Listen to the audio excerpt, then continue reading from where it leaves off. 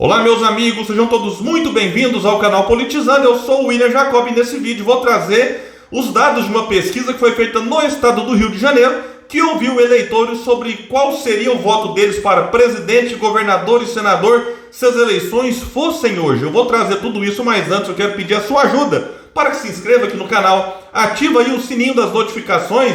Se assistiu o vídeo e gostar, deixa o joinha para cima, o like. Se não gostar, dislike, comenta, compartilha, em especial com quem mora no Rio de Janeiro ou não morando lá e esteja interessado em saber o que pode acontecer nas eleições desse ano. Lembrando sempre que pesquisa é retrato do momento, ele pode mudar e costuma mudar muito, né? Quem não se lembra da eleição de Witzel por lá, que saiu ali de praticamente nada e venceu e se tornou governador, já sofreu impeachment. Hoje quem está no comando do estado é Cláudio Castro, que era vice dele. Vou mostrar para vocês qual que é a posição do Cláudio Castro, também para o Senado, muito em definição, e também para a presidência da República. Tivemos aqui no Brasil e fora, né, vários fenômenos que mostram que não tem nada decidido, sobretudo quando nós temos dois candidatos liderando com uma rejeição muito alta, que é Lula e Bolsonaro. E vamos começar trazendo aqui então o cenário para a presidência na pesquisa feita de forma espontânea, quando o entrevistado fala em quem ele votaria sem que o Instituto apresente os nomes. Nesse caso, Lula lidera com 30% das intenções de voto, seguido de Bolsonaro com 27%, Ciro Gomes aí em terceiro com 6%, Sérgio Moro aparece aqui com 1%, Moro não é candidato à presidência, mas de forma espontânea o entrevistado responde quem ele quiser. Simone Tebet também marca 1, o mesmo que André Janones. Emael e Felipe Dávila pontuam 0,3 cada um, Sofia Manzano 0,1, outros somados 0,3. Agora vejam isso, ninguém branco e nulo 8, e não sabem, ou seja, estão indecisos 26% dos entrevistados. É como eu digo sempre, tem um espaço muito grande para que esse cenário aqui se modifique. Vamos trazer agora a pesquisa estimulada. Agora sim com os nomes apresentados e o entrevistado responde baseado nessa lista. Lula lidera com 37, mas Jair Bolsonaro vem logo atrás com 36. Um ponto que indica empate dentro da margem de erro, que é de 3 pontos para mais ou para menos. Ciro Gomes aparece aqui em terceiro com 10%. Ele que em outras pesquisas feitas no Rio de Janeiro, até falei para vocês aqui, aparecia aí com 5%, 6%.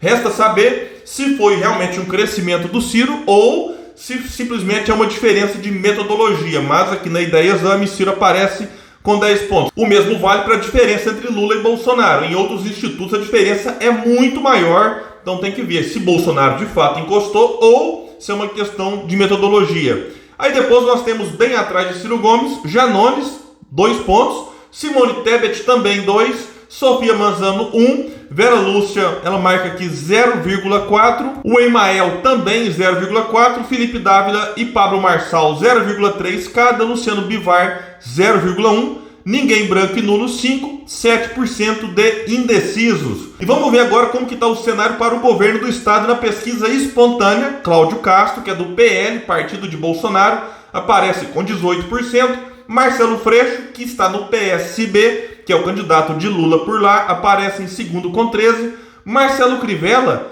que eu vou explicar daqui a pouco, tudo indica que não será candidato ao governo, marca aqui 2%, Rodrigo Neves, que é do PDT de Ciro Gomes, na espontânea também marca 2%, Felipe Santa Cruz, que é do PSD, partido de Eduardo Paes, prefeito da capital, 1%, Paulo Ganimi, que é do Novo, 1%, o Eduardo Paes também marca 1%, mas não vai ser candidato, ele está na prefeitura, não pode concorrer, Ciro Garcia 0,3%, Eduardo Serra 0,2%, Emir Laranjeira 0,1%, Milton Temer também 0,1%, outros 0,1%, ninguém branco e nulo 16% e indecisos, vejam, 46%.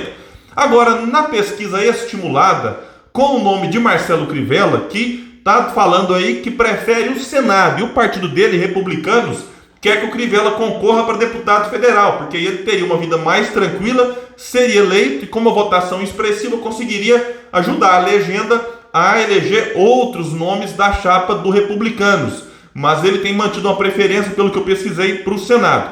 Mas desse cenário aqui, que o inclui para o governo, Cláudio Castro lidera com 24%, mas um pontinho atrás, Marcelo Freixo, 23%, empate dentro da margem de erro. Aí atrás vem Marcelo Crivella com 10. Rodrigo Neves aparece com 8, então também aqui empatados dentro da margem de erro. Felipe Santa Cruz, do PSD, marca 3. Emir Laranjeira, 2. Ciro Garcia e Paulo Ganimi, também 2. Eduardo Serra e Milton Temer, 1 ponto cada. Ninguém branco e nulo, 8. Indecisos, 17%. Aí fizeram um cenário, então, sem o Crivella. Vamos ver como que ficou a situação. A gente percebe que quem se beneficia mais é Cláudio Castro, que saiu, ele tinha 24, foi agora para 29. O Freixo, que tinha 23, foi para 25, ganhou 2 pontos. O Cláudio Castro ganhou 5 aqui do caso. Rodrigo Neves ganhou 2, ele tinha 8, foi para 10. Felipe Santa Cruz continuou com os 3. Paulo Ganimi, Emir Laranjeira, Ciro Garcia, 2 pontos cada. Eduardo Serra, Milton Temer, 1 ponto cada. Ninguém branco e nulo, 9. Indecisos, 16%. Agora vejam a rejeição. A pergunta é: em quem você não votaria de jeito nenhum para governador do Rio de Janeiro? Quem lidera a rejeição, como tem liderado também em outras pesquisas, é Marcelo Freixo, 34%. Ciro Garcia e Marcelo Crivella vêm em segundo, empatados com 29 cada. Cláudio Castro, atual governador, 27. Rodrigo Neves, que é ex-prefeito de Niterói, com 25. Eduardo Serra e Paulo Ganimi marcam 21 pontos cada. Emir Laranjeira, 17. Felipe Santa Cruz, 16. Milton Temer, 12. 6% não rejeitam nenhum. 13% não sabem. Vamos ver agora aqui os cenários para o governo no eventual segundo turno entre Cláudio Castro e Marcelo Freixo. O atual governador marcaria 38 contra 32 do Freixo. Com a diferença de 6 pontos e a margem de erro de 3 para mais ou para menos, eles estão aqui empatados tecnicamente, no limite, né? Porque o Freixo poderia ter no máximo 35 e o Cláudio Castro no mínimo também 35. 13 branco e nulo, 17% de indecisos. Cláudio Castro contra Rodrigo Neves. O atual governador venceria 40 contra 26 do ex-prefeito de Niterói, que ainda é muito desconhecido do eleitor. Ninguém branco e nulo nesse cenário, 18 e 16% de indecisos. Cláudio Castro derrotaria Felipe Santa Cruz, 46 contra 21. E o Felipe Santa Cruz, no primeiro turno ali, a gente vê que ele também está com 3 pontos. Então, ele vai ter dificuldades para tentar captar esse voto útil de quem está em terceiro costuma receber. No caso, o terceiro é o Rodrigo Neves. Ninguém branco e nulo nesse cenário, 18 e 15% de indecisos. Vamos ver agora como que está o cenário para o Senado. Na pesquisa espontânea, aqui nós temos 60% de indecisos e 29% de ninguém branco e nulo, que dá 89%. Então vamos focar aqui na pesquisa estimulada, que vem trazer um cenário aqui com o Crivella. Como eu disse antes, é a preferência dele tentar o Senado, mas ele vai ter dificuldades porque lá no Rio de Janeiro, Romário é do partido de Bolsonaro, PL, e o Crivella pode ter que dividir os votos nesse segmento. E aí, por isso o partido dele insiste que ele tente uma vaga na Câmara dos Deputados. Da mesma forma, fica difícil para o Crivella concorrer ao governo, porque o Cláudio Castro é o candidato de Bolsonaro por lá. E o Crivella tem grande afinidade com esse eleitor, mesmo ele tendo sido ministro da Dilma, só para a gente lembrar aqui e ver como que a política no Brasil é realmente curiosa. Romário lidera com 23% das intenções de voto, e o Crivella vem em segundo com 15%. Em terceiro vem o Cabo Daciolo com 12%. Então, tecnicamente empatado com o Crivella. O Daciolo, que em pesquisa sem o Crivella, tem aparecido em segundo lugar. Em quarto vem o Alessandro Molon com 10%. Se a gente considerar que a margem de erro, dá para falar que o Crivella, Daciolo e Molon estão os três tecnicamente empatados, porém, numericamente, Crivella, Daciolo e Molon. Molon, que é do PSB, do partido de Freixo, que está na disputa para ser o candidato do Lula. O PT tem o André Siciliano, que nessa pesquisa marcou 5 pontos. Porém, acima dele ainda tem o Daniel Silveira, que está nessa disputa aí, se é elegível, se não é, se vai tentar o Senado, se tenta continuar como deputado federal. Vamos ver qual vai ser o destino do Daniel Silveira, até porque nessa ala bolsonarista, ele não sei se ele teria condições de derrotar, por exemplo, ou de ter mais votos que o Romário. Clarissa Garotinho, do União Brasil, aparece com 4, Washington Reis com 3, Luciana Boitô, também, eu acho que fala assim mesmo, também pontuou 3, o mesmo de Ottoni de Paula. Marcelo Itagiba apareceu com 2, ninguém branco e nulo 4, indecisos 9% dos entrevistados. E só vale lembrar que o Daciolo ele nem está ainda oficialmente como pré-candidato do PDT. O PDT, que lá no estado do Rio de Janeiro tem o Babalaô Ivanir dos Santos, mas a gente sabe que existe uma conversa aí de que talvez então o Daciolo venha para assumir a pré-candidatura ao Senado e o Babalaô tente uma vaga na Câmara dos Deputados. De todo jeito, se o Daciolo aparece aqui em terceiro nessa pesquisa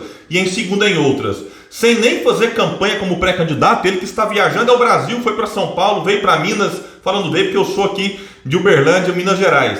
Foi lá para Pernambuco, vai para Amazonas, enfim, tem ido para vários estados fazer a campanha, mas é para o pré-candidato à presidência Ciro Gomes. E claro, divulgar o projeto nacional e se tornar também mais conhecido.